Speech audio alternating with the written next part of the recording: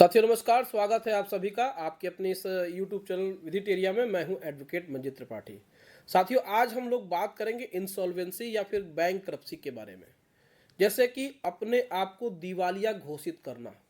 बहुत लोग हमसे ये पूछते हैं कि सर हमारे पास पैसा बिल्कुल भी नहीं है, हम ये चाहते हैं कि हम इस लोन को नहीं चुकाएं और हम खुद को दिवालियापन घोषित कर दें।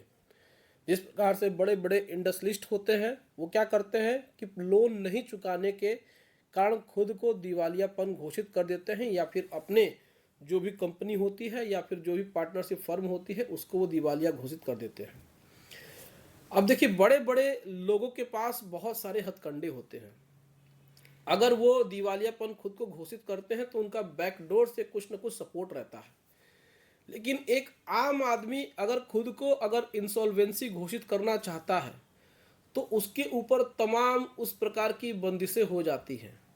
अब मान के चलिए कि आपने सिक्योर्ड लोन लिया है और सिक्योर्ड लोन को आप नहीं चुका पा रहे हैं, तो फिर डीआरटी में आपको इंसॉल्वेंसी फाइल करनी पड़ेगी।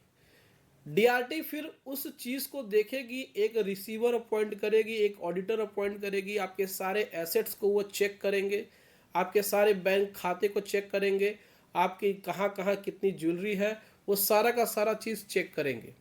उस चीज़ को चेक करेंगे, चेक करने के बाद वो ये जानते हैं कि क्या आप उस योग्य हैं कि नहीं हैं।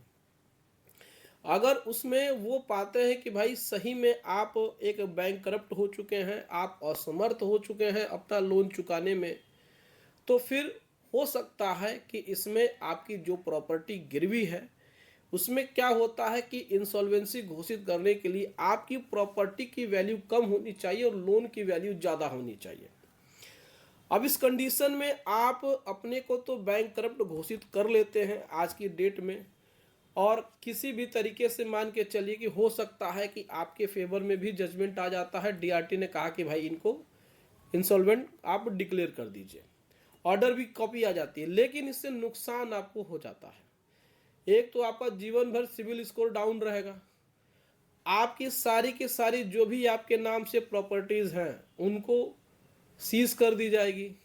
आप भविष्य में किसी प्रकार से कोई प्रॉपर्टी नहीं बना पाएंगे, आप कहीं नौकरी नहीं कर पाएंगे, आप कहीं भी बैंक अकाउंट नहीं खोल पाएंगे। बेसिक नीड्स की चीज़ें होती हैं जैसे कपड़ा, बर्तन, खाने पीने की छोटी मोटी चीज़ें हैं, बैंक बैलेंस भी नहीं बना पाएंगे, बिजनेस भी नहीं कर पाएंगे, तमाम बंदिशें हो जाती हैं। अगर आपका बैकअप नहीं है तो आप कहीं भी अपना बिजनेस रन नहीं कर सकते हैं, कहीं भी पैसे कमा नहीं सकते हैं, कैश में काम करना होगा। तमाम तरीके की फाइनेंशियल प्रॉब्लम्स आपके साथ जीवन भर रह सकती है। तो जितने भी लोग इंसॉल्वेंट होना चाहते हैं या फिर खुद को बैंकरप्ट घोषित करना चाहते हैं, सुनने में ये शब्द बहुत ही आसान लगते हैं लेकिन मुश्किल बड़ी होती है, समस्याएं इसमें बहुत होती हैं।